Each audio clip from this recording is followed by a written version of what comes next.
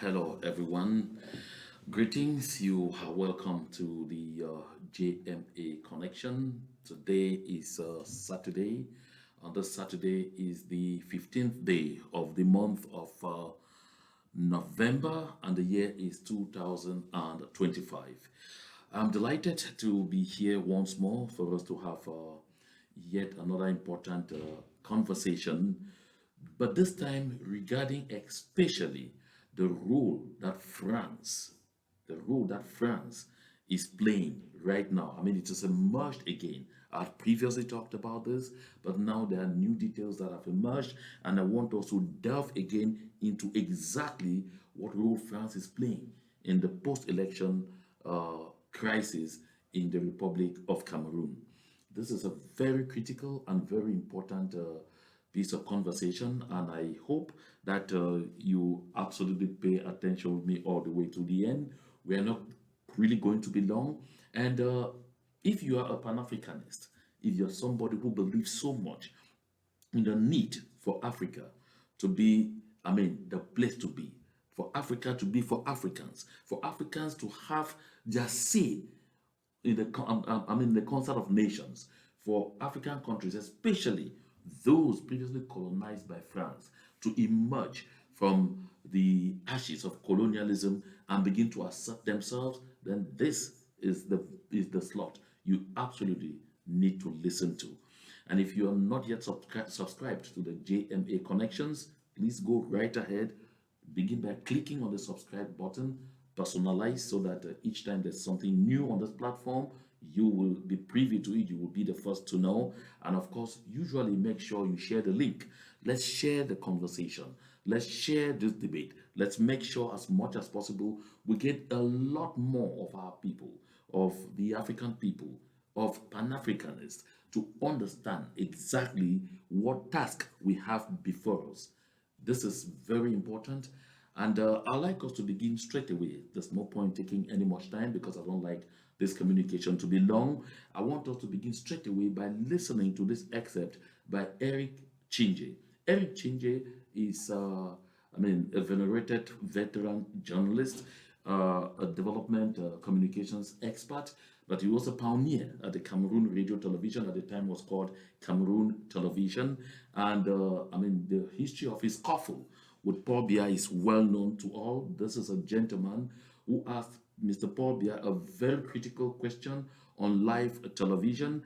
And when he asked that question, Mr. Paul Biya did not mince words. He simply told him, I know you are editor-in-chief, and I just need to, just by the shake of my head, and you are no longer editor-in-chief. And of course, it came to pass. And so this is a man, therefore, who has a clear understanding of how these dictatorships operate, not only within Cameroon, but of course across Africa, south of the Sahara. So let's listen very quickly to this very short excerpt, and this will constitute the basis of our communication today.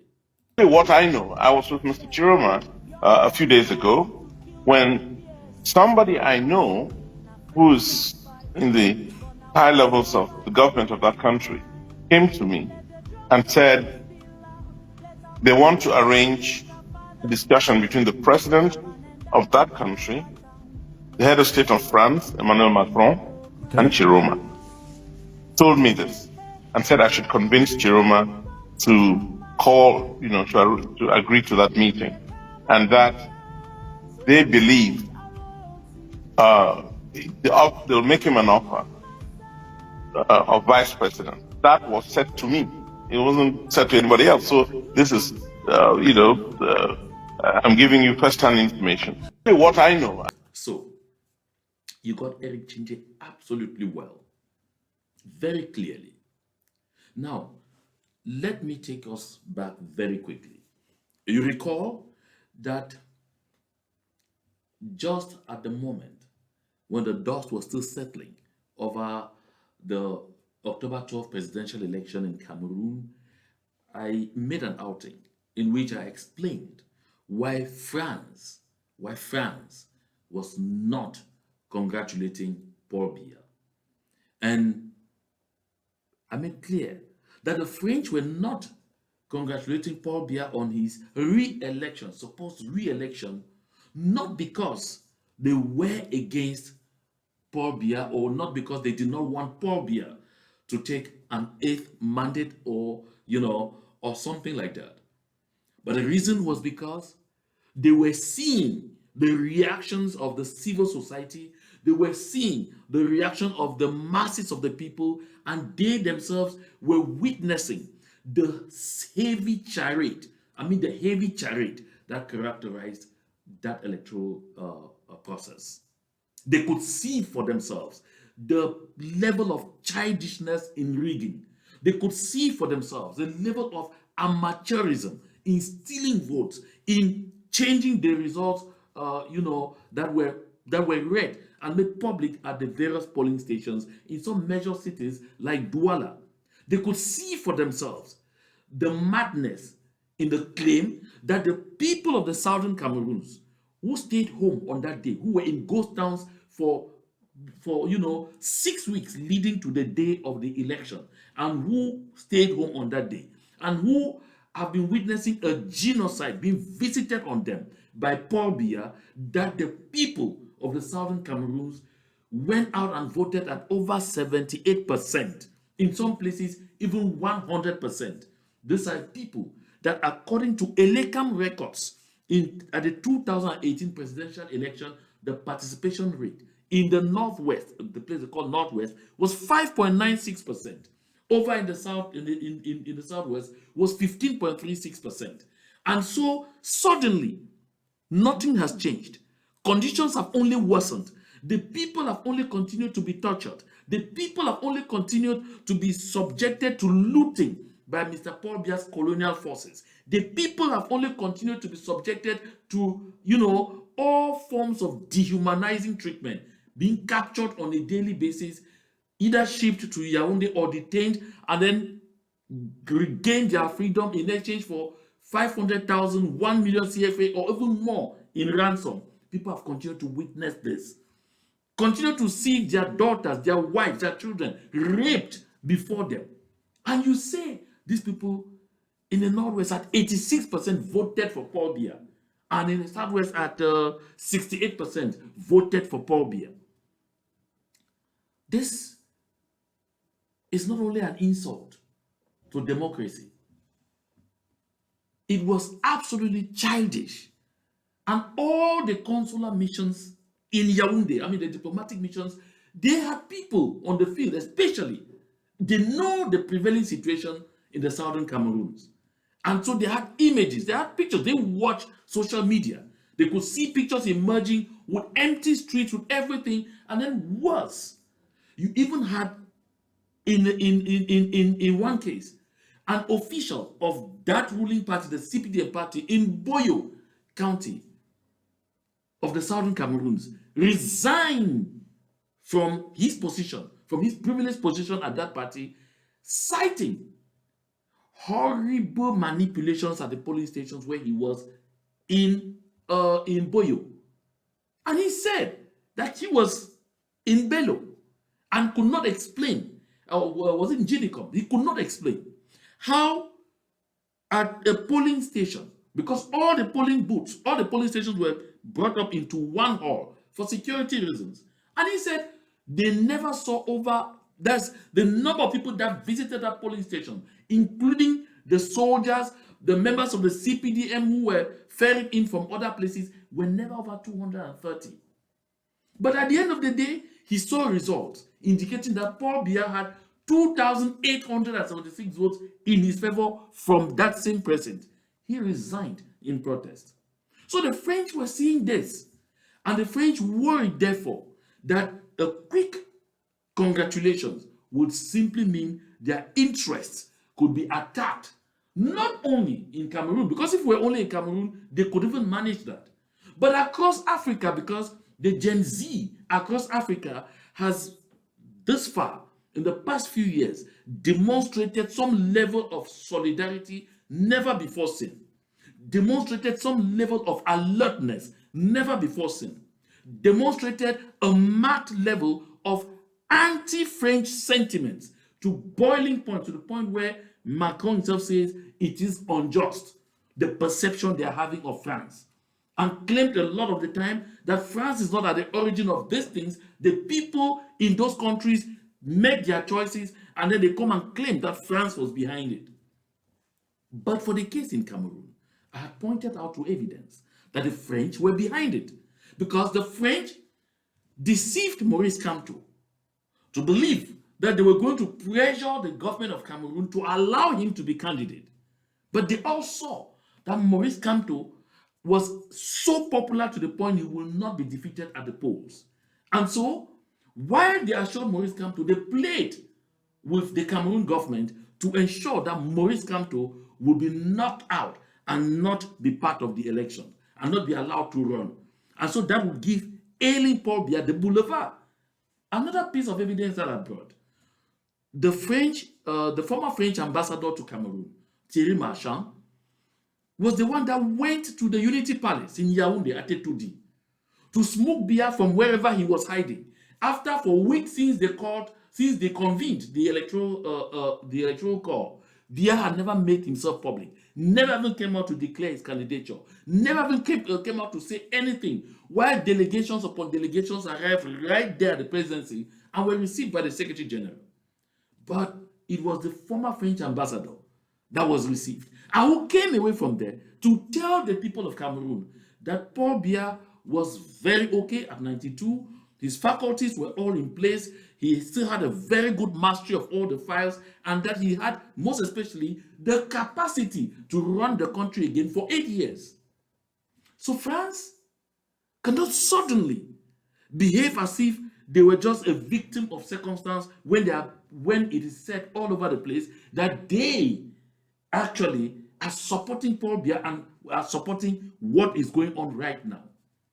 And so, the same former French ambassador, Thierry Marchand, met with Issa Tchiroma Bakary, while Issa Tchiroma Bakary had just resigned from government and was still very much agreeing on, because truth should be told, the FSNC party, of which Issa Tchiroma Bakary is president or chairman, didn't have national coverage, was so localized in the north, but especially in the northern region and the Adamawa, not very much even in the far north. And so therefore, his bid for president was laughable. But this did not stop the former French ambassador to caution Issa Tchiroma Bakary not to get into any form of alliance with Maurice Kamto. This was said, and this information is public. But at the time Maurice Kamto's candidature was finally knocked out, and Issa Tchiroma Bakary was, embraced by the Douala group that brought together several political parties. Among them, Anicet Ekane's Le Manidem, that previously invested Maurice Kamto, along with Jokam Chameni and others. Issa Tchiroma, the dynamics changed for him. The people needed someone that will carry them through. And so things went too fast and left the French no time to do any fixes. And at the end of the day, Issa Tchiroma Bakary wins the election as the people's choice, as the people's candidate. He wasn't perfect. No, Issa Tchiroma Bakary wasn't perfect. He isn't even perfect.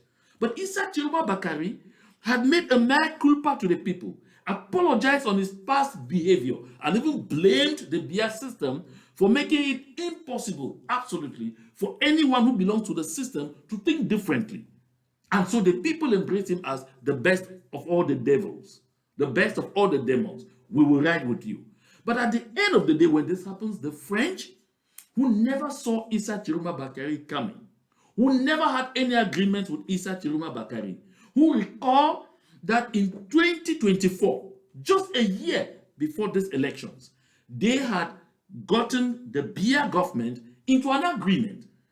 You will sign, engage, agree to maintain the CFA franc as the currency of Cameroon for at least the next 30 years. You will continue to give French companies a right of first in Cameroon when it comes to contracts or when it comes to exploiting natural resources that have been discovered. You will continue to make sure you refer to France on major policy issues, and in exchange, we will close our eyes, facilitate you being president again, giving you time, giving Paul Biya time to arrange for your son or whoever you want to be the next president. So that agreement was there. And so when Maurice came out of the way, nothing seemed to be standing in the way of this particular kind of arrangement. But unfortunately, Issa Tchiroma Bakare emerged from nowhere and found himself in the mix.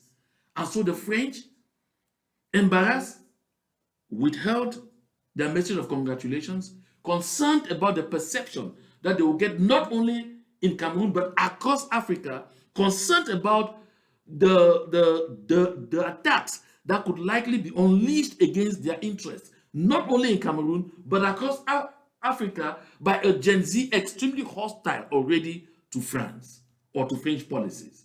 And so therefore, I had previously reported that while the French did not want Issa Tchiroma Bakare, they wanted to wait first and see if the government of Cameroon would succeed in using its usual high hand to clamp down on Issa Tchiroma Bakare and his supporters and finally quell the uprising and maintain themselves in place as it has been the case always. But only this time, things have become a bit more complicated for France and more complicated too for Paul Biya. Issa Tchiroma Bakare has remained absolutely elusive, even at this moment that I'm talking. A manhunt for all those who might have supported him, whether so closely or from a distance, is ongoing. A major businessman, the CEO of Swakam, was arrested in Garoua on Thursday. What was his crime? His crime was that he is father to a young man who is accused of being the one who drove the car that took Issa Tchiroma Bakare out of Garoua and away from the reach of the Cameroon armed and security forces, who were after him to capture him, cage him, and of course, cage the wishes and aspirations of the people of Cameroon. This is a very interesting matter. And so that manhunt is seriously going on. But Issa Tchiroma Bakare is not at their reach. The incident that is reported to have happened in Yola happened. And again, they failed to lay their hands on Issa Tchiroma Bakare. The Cameroon government has thus been all over the place, aided by France. France is all over the place. And now, from what Eric Ching noted, the French are going exactly to what I had said before. I pointed out on this platform before that the French will do everything to say, okay, now that Paul Biya has already been sworn in, now that he's already installed himself, let us come together, have peace talks, and come up with a government of national unity. Come up with a consensus government. And that government will be headed by Paul Biya, and Issa Tchiroma Bakare could be given something within that government and be told to wait for the next time. But apparently, the attempts even by the Cameroon government through several emissaries to get Issa Tchiroma Bakare to agree even to huge financial compensations plus ministerial positions failed. Since they also did not succeed in capturing him, now the French are now using their influence to trace Issa Tchiroma Bakare wherever he is and to want to use the authorities of those countries to see how to force him into an agreement. They want to get to that place where they tell him, in exchange of your freedom, you must agree to this. Why are the French doing this? Is it so much in the interest of France for Issa Tchiroma Bakare to hold a position within that government? Why don't they just tell Biya, ignore him? No. This is what the French are seeking to achieve. Number one, now that Issa Tchiroma Bakari is the choice of the people, but not the choice of France, and has not really been worked by the French to ensure that he will commit to protecting French interests, to ensure that he will commit to protecting the CFA franc, that he will commit to ensuring that Cameroon's foreign reserves will continue to be stored in the French treasury. They haven't done that. They did not validate him as the heir apparent. And so, therefore, they need time for preparation. That is why they will tell Paul Biya, create the post of vice president. When you create the post of vice president, put Issa Tchiroma Bakari as vice president. And Macron will want to come here and say, no, you see, like you heard Eric Ching say, Paul Biya, he's so aging, and so it will be just a few days, a few years before he drops out, 1, 2, 3 years, and then after that, you just, you automatically become the next president. France has not ascertained that the Bulu Ekambeti clan are ready to accept this. I mean, that governing class, not the local peoples, the governing class, that they are ready to accept this. I don't know whether they have already made all those arrangements and told themselves we can force it through. That's the first thing. The second thing, the French, of course, will not be shy in following through with a policy they had put in place before, that the main tribes from which, the main ethnic groups from which they can get people to be presidents in that country will be north-south, because there's something that existed in Cameroon that had always been mentioned to as the north-south axis. But only it will not be an outlier. It will not be someone who is an outsider. It will not be an inside outsider. It must be an insider. He is either with us or he is against us. That is the French mantra. And so, if Issa Tchiroma Bakari were to agree to this arrangement and find himself in as vice president, a couple of things could happen.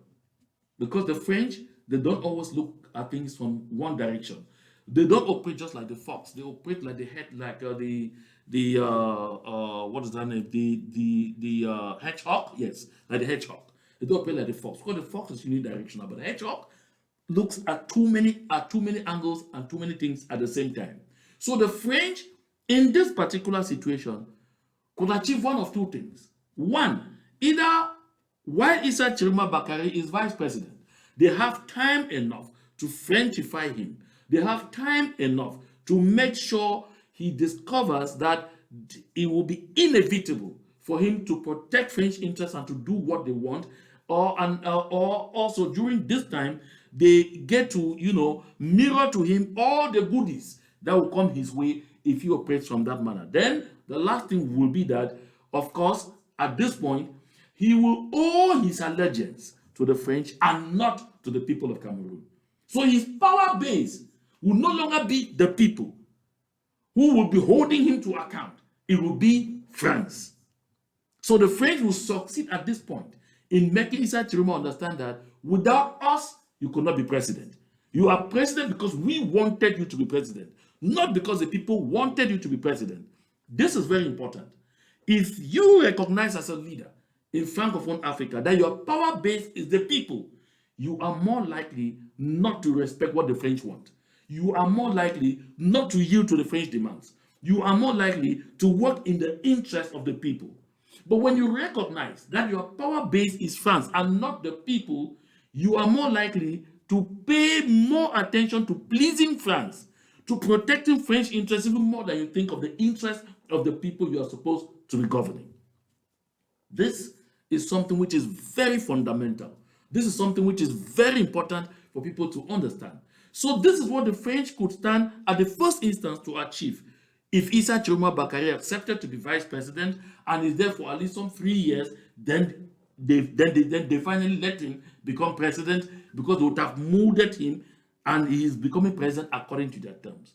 Or the next thing, they find out that we're not very comfortable with this guy because he doesn't look like someone who at the end of the day will stand to protect our interests. While he is vice president, a solution is found on how to either, one, eliminate him, or two, calumnize him, find some reason to say this man, like it is the tradition of the BR system, has embezzled a lot. We have files. There are too many files against him, and they dumped him in jail, and he's on his own, and nobody pays any attention about Issa Tchiroma Bakari, and that is over. He's done with, and then they go ahead to push on with ensuring that Frank Biya or any other apparatchik that they want will be president and do their bidding. So these are the dices that are on the table. So from what Eric Ching said, it therefore takes us to exactly where we were. I said here previously, and I guess very clearly that Jacques Chirac, the former French president, explains it better so that we all understand that the stakes right here now for Issa Tchiroma Bakari are extremely high. The stakes for the French are extremely high. And this is the time that Pan-Africanists across Africa ought to come together and help the Republic of Cameroon, that now has a clear opportunity to liberate itself from the grips of France. This is that time more than ever before. Don't just scream Pan-Africanism, Pan-Africanism. If you are a Pan-African, this is the time to wade in. This is the time to tell Issa Tchiroma Bakari, we see what you're up against. Tell the people of Cameroon, we see what you're up against. We are throwing our weight behind you. Which means, therefore, that when citizens of the Republic of Cameroon, like I saw them out today in front of the European Union, they are going in front of the European Union. All citizens of Africa, south of the Sahara, join them. So the crowd that comes there becomes extremely mammoth.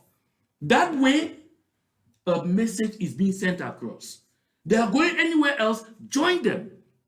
Now, do you have means to support them with ideas to help them? Will say, I already saw a trend. A lot of social media activists from Nigeria, from Uganda, from Benin, from Cote d'Ivoire, even from neighboring Gabon, showing support. This support could become more crescendo and could become more helpful. The people of their own volition could easily run discouraged. They need to be encouraged. They need to be pushed. They need to be told, this is your unique opportunity. And this kind of opportunities don't come all the time. You have to go all the way. Like I said, Jacques Chirac put it he put it like no one else can ever put it. Jacques Chirac said, we have to be honest and acknowledge that a big part of the money in our banks comes precisely from the exploitation of the African continent. And he follows up. He says, without Africa, France will slide down into the rank of a third world power. This is a former French president speaking. You can't doubt him because he knows exactly what he's talking about. You can't doubt him because he has been an actor actively promoting this policy. You can't doubt him because, he knows the figures. He has the figures before him. You can't doubt him because we have seen a litmus test. And which is that litmus test that we have seen? 3 African countries, generally classified by the World Bank as being among the poorest in the Western, as being among the poorest in the world, on the planet Earth, and that they were depending mainly on development aid to do anything in their country, to provide even food for their people, to pay even salaries to their civil servants. And they were mostly dependent on the French treasury. But these countries got out of the French column. Hey, these 3 countries, Niger, Mali, Burkina Faso, very poor countries, they get out of the French column. France should heave a sigh of relief because that means responsibility taken off the French treasury, which will now stay quiet and be economizing the money that they were losing supporting this country. But hell no. These 3 countries cut off, the French economy immediately begins to suffer. As we speak, the French economy is witnessing very serious challenges. You have seen Prime Minister appointed in the morning, fired in the afternoon, reappointed 3 days afterward. You have seen successive governments coming in and resigning. It is not going in France. And the cause is these three countries cutting off with very important stocks of gold, uranium, and a lot of other natural resources that kept the French treasury running. But suddenly, France is witnessing a crisis. So what Jacques Chirac said is clear. So imagine that Cameroon edits itself also out of the French column. Oh, no, no, no, no, no. If Cameroon falls, the entire Central African sub-region will fall. That will mean even greater disaster for France. That is why the French are not taking this line down. That's why you notice that even Niger, that the French have made noise. Oh, Niger, oh yeah, they were spending a lot of money in Niger, like I just pointed out. Because these three countries, Niger, Mali, and Cote d'Ivoire, conditions are getting better. Even if Mali is facing some challenges right now, but conditions are still generally better than when the French were sucking out all the resources. Now you look at this post. It says, France at this point is extremely mad that Niger is trying to sell uranium, an important stock of uranium, to Russia.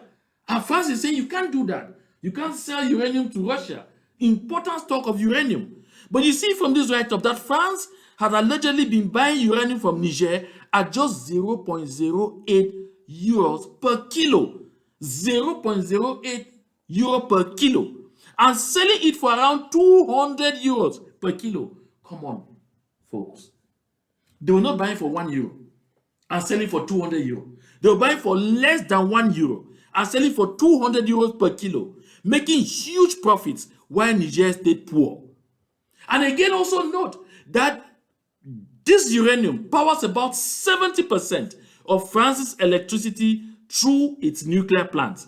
Yet, Niger, from where the uranium comes, most Nigerians live without reliable power. So for decades, the French companies like Orano controlled Niger's uranium mines under horrible deals. And so since in 2023, General Chiani led a coup, removed President Bazoum, and demanded an end to these exploitative arrangements. Oh, the French have been in total disarray. That's why you see, they tell you under there that France uses Niger's uranium for 70% of its electricity, but calls Niger's leader a tyrant for wanting control. Because Niger's leader, General Chiani, has said, no, no, no, no, no, no, no. We will control our uranium. We will sell our uranium ourselves. We will exploit it. Yes, because they shut down Orano and took over the Orano concessions and all of those things, France will now be crying foul. This is exactly what is going on in Cameroon.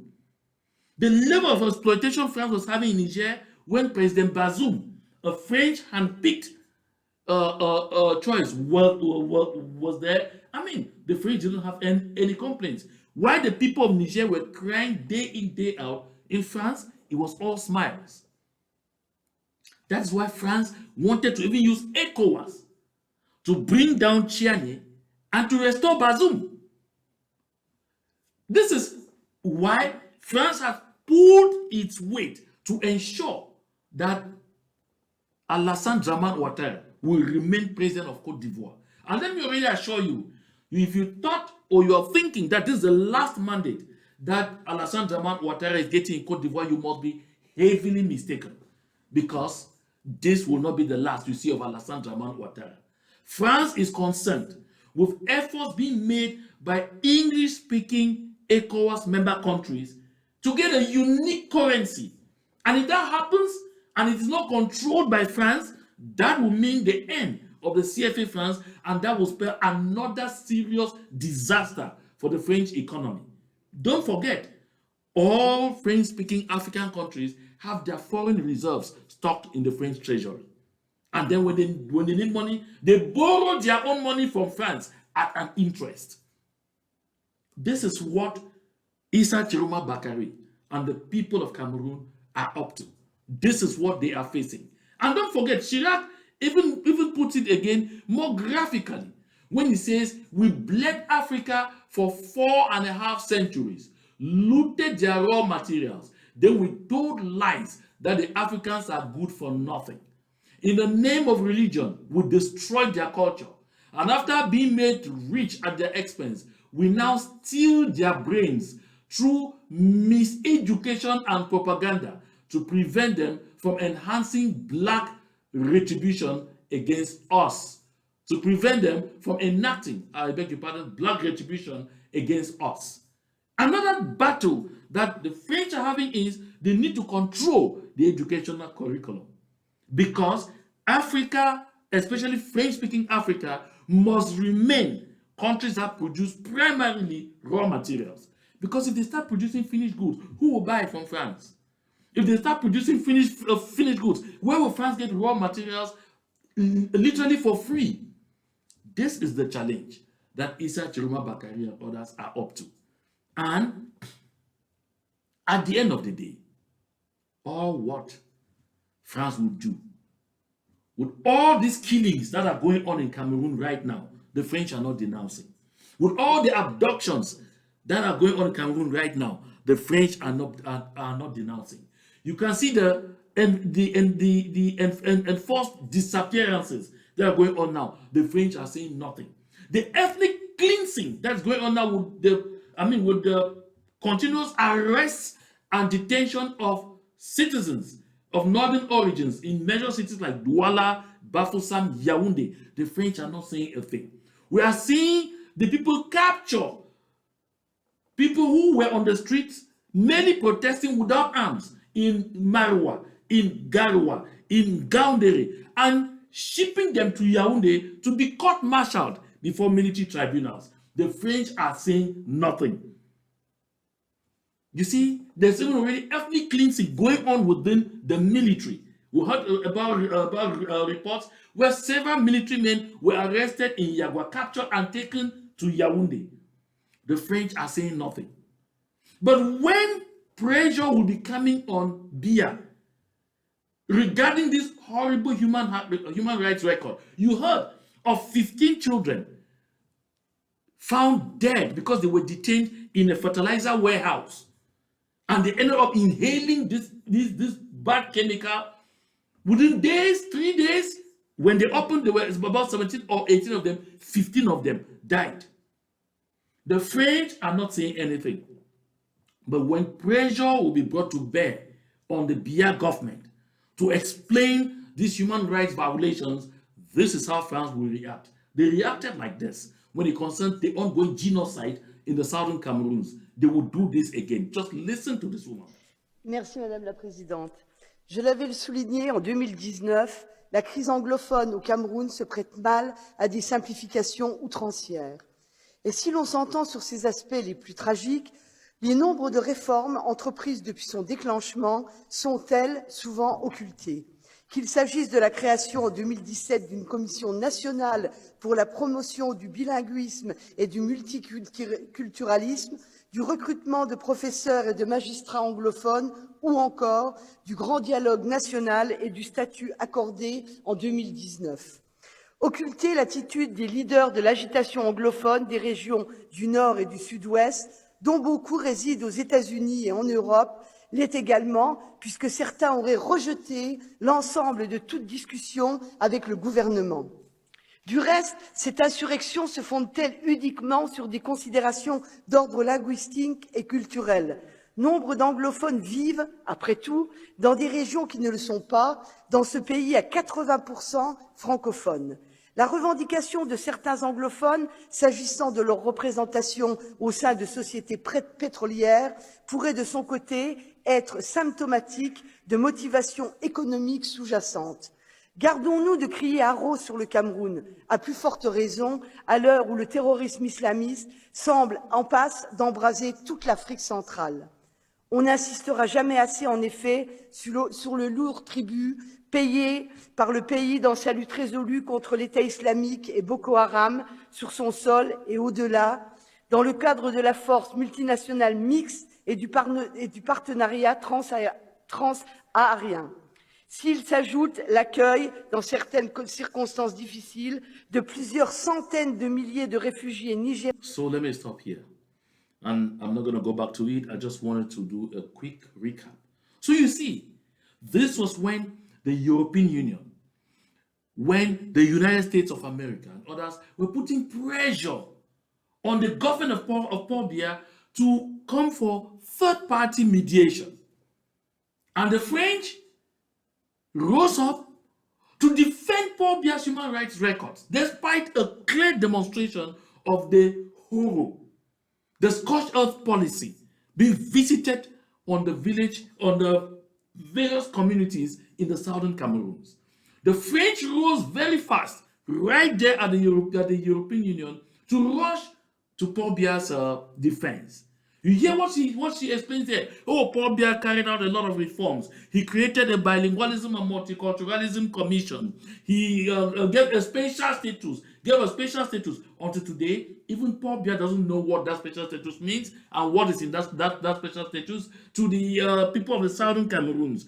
Oh, they have made a lot of efforts, but the people are complaining because they say that they are not represented within the major companies in the petrochemical industry. Oil comes from the southern Cameroons, but the main companies concerned have been manned right from independence, right from the time of discovery of oil unto this day, by citizens of the Republic of Cameroon. Not a single southern Cameroonian has ever led the National Hydrocarbons Corporation or the Sonara, the Cameroon oil refinery in Limbe. And so she says, oh, for these people to complain that they are not represented within those companies just shows malicious intent and personal economic desires. So you see, the trash, that is how I call it, the rubbish said in all of this was only meant to say, no, leave Paul Biya alone. Leave Paul Biya alone. You can't even complain about Paul Biya because he's making a lot of efforts. Those people have even rejected all overtures for dialogue. Paul Biya never showed up in Switzerland when there was some initiative there. Not even a goat, not even a fly from Cameroon was in Switzerland. The Canadian government organized pre-talks to which the Cameroon Prime Minister's office sent delegations on at least 3 accounts. But at the end of the day, they washed their hands very fast and ran away when it came time to move from pre-talks to at least the implementation of confidence-building measures, paving the way for real negotiations to begin. So these are the things. The French are the main cancer to Africa's development. The French represent the main cancer to Africa's development.